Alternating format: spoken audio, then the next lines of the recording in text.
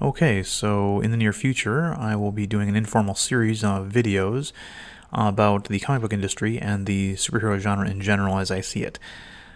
So I thought I'd make a video first that puts it in context and briefly discuss my own fandom and the brief time I actually worked in the industry myself, which was about 12 years ago. I grew up reading comic books. I owe this in large part to the old Kenneth Johnson Incredible Hulk series starring Bill Bixby and Lou Ferrigno. When I was 5 years old, the pilot for the show aired on CBS as a made-for-TV movie. The Hulk scared me because, well, I'd never seen a monster movie or anything scary up until that point, and the pilot, which took a lot of cues from the classic horror films like The Wolfman, scared me a lot. My mom was kind of bothered by the fact that every time Bill Bixby's eyes would turn white, I would run and hide. So she went to the grocery store and bought me an Incredible Hulk comic book to help take the edge off. And that was it. I was hooked ever since. That first comic was Incredible Hulk 255, which also featured Thor. I can tell you that reading Hulk Smash, Puny Humans was a hell of a lot more fun to read than See Dick Run. Yes, schools still used Dick and Jane books when I was 5. I'm an old fogey. Get over it. I grew up during the comic book industry's transition from the mass market to the direct market. When I started buying comics and reading them, I had to walk to my local grocery store and drugstore to get them. They were featured on a spinner rack in the newsstand section. Each location had a subscription to both Marvel and DC, and the way it worked back then was, depending on what week they got their comic shipment, that determined what comics they would carry and sell. So the first week of the month, my grocery store would get Superman, the Incredible Hulk, Alpha Flight, and the Fantastic Four, while on the third week of the month, my local drugstore got Iron Man, Firestorm, Power Pack, and Marvel Team Up. Eventually, those locations stopped offering comics because of the shift the industry was making away from mass market to direct market, i.e. comic book shops. There wasn't a comic book store in my hometown, so I resorted for about a year to subscribing to Marvel Comics directly, The Incredible Hulk and The Amazing Spider-Man. I chose Amazing Spider-Man as the secondary one because I was also watching the Saturday morning cartoon Spider-Man and His Amazing Friends back then, and I got a twofer deal with the subscription. Then about a year later, a Walden Books opened about 6 miles away, and I was back to buying comics from a spinner rack. 2 years later, an actual comic book shop opened in the next town over, and that was where I bought them from then on, as long as I lived in the area. Skipping ahead to 2005, I was trying to break into comics as a writer, which was a very difficult thing to do. More difficult than if I had been an artist, even a good one. But I eventually managed to hire an artist from Minnesota named Clint Helinski, and we decided to create a submission to shop around to various smaller publishers. We eventually got a 5-issue comic book series published through Alias Entertainment called Hyperactives. Clint was an artist who had done work for DC Comics, but what he was most known for at that time was his work on the Voltron comic over at Devil's Due. After drawing Japanese robots that turned into lions for a couple of years, he was anxious to start drawing people in tights again. He offered to work with me at a hefty discount if I basically agreed to share creative input with him. In other words, we had to both agree on stuff. I figured a happy artist was inherently better than an unhappy one, and I more or less looked at the situation as a learning experience that I was buying, just like all the writing workshops I'd paid to attend that were ran by professional writers. I would retain the ownership of the IP, Clint would keep all the original art, and I would learn from Clint's experience in the industry. I considered and still consider Clint to have been very generous with this arrangement. He was really getting sick of drawing robots. Hyperactives came out about 8 months before another comic book did. That comic book was called The Boys by Garth Ennis and Derek Robertson. I bring this up because Hyperactives and The Boys both dealt with a similar idea: superheroes portrayed as vapid celebutards. While the boys went for a mature audience, Hyperactives was intended for all ages. In the 10-page Zero issue that we did, we established that the characters on the team are not all that effective at fighting villains, especially if there are media news crews around. They're just too interested in how they look and sound, and aren't interested enough in doing the actual job. For Hyperactives, Clint wanted to go all out and make the team look like a first-generation Image Comics team book. For those of you who don't know what that means, Image Comics is an independent publisher that debuted in the early 90s, when Marvel's top artists left the company to make their own creator-owned comic books.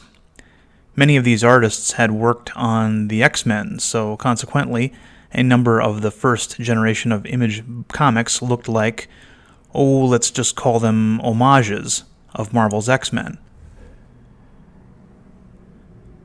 They featured a regal-looking leader, a dangerous feral character, a big huge guy, and usually two hotties with graceful and or stealth themes.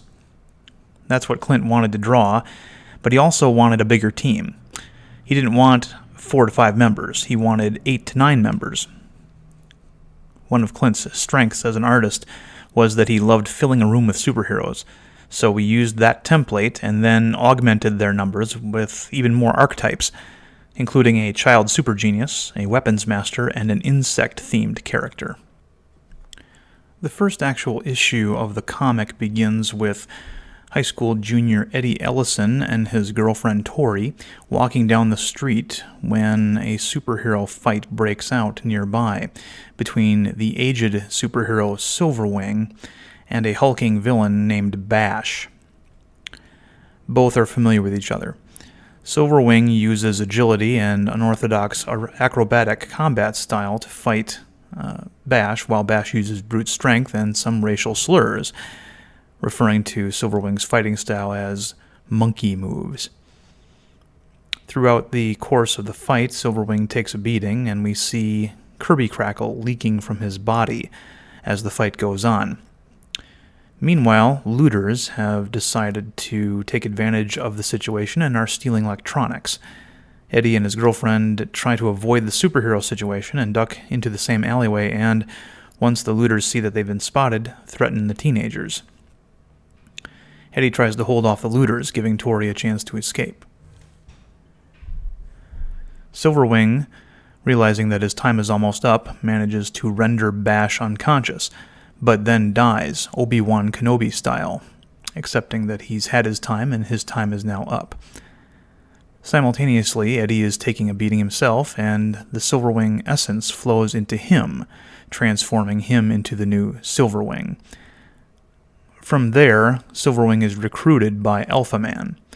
It's revealed that Alpha Man, who is this superhero universe's version of DC's Superman, has a collection of wards that he has assembled over the years. Silverwing, still reeling from his experiences this day, agrees to join. Silverwing is a legacy superhero. At the time I was writing this, DC Comics was taking their lower-tier superhero characters like the Atom, Firestorm, and Mr. Terrific and replacing them with new versions that belonged to ethnic or racial minorities. So I thought, wouldn't it be interesting to do this in reverse? The first Silverwing we see is a black man, but his successor is an ordinary middle-class white kid, not unlike Peter Parker over in Marvel Comics.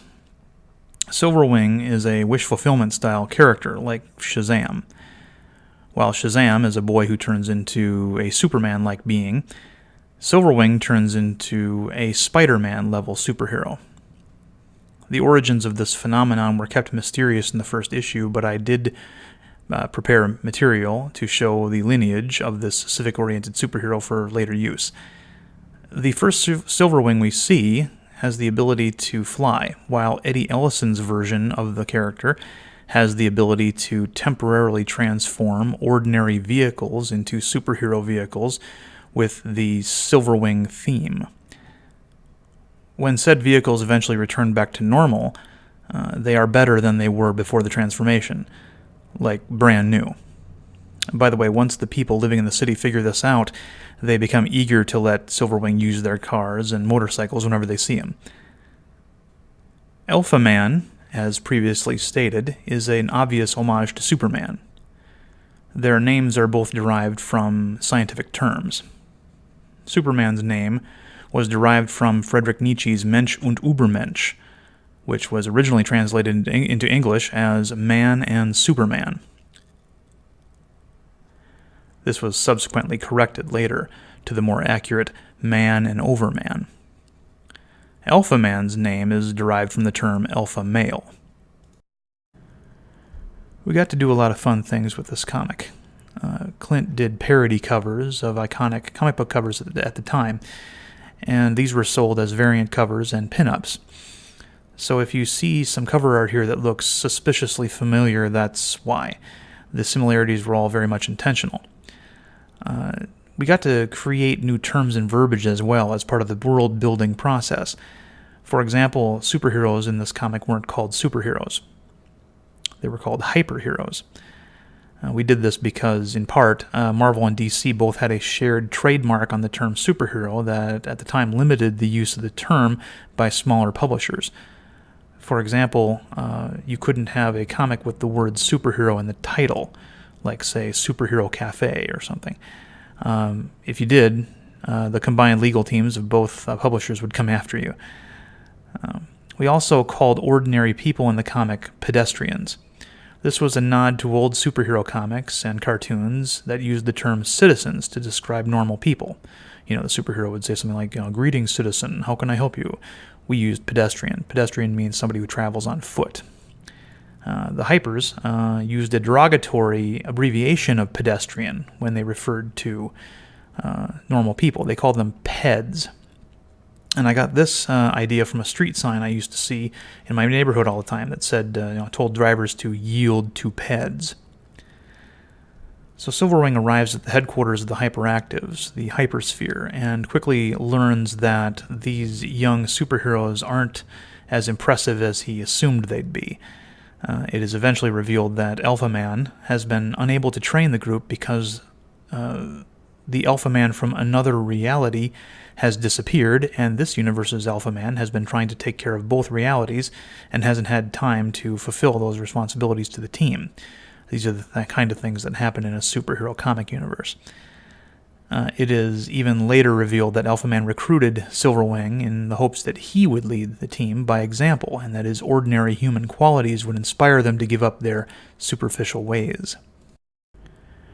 I'm very pleased with how the comic turned out, especially the first issue. Everything clicked. The art, the colors, the words. The first issue of Hyperactives sold out at just over 15,000 copies.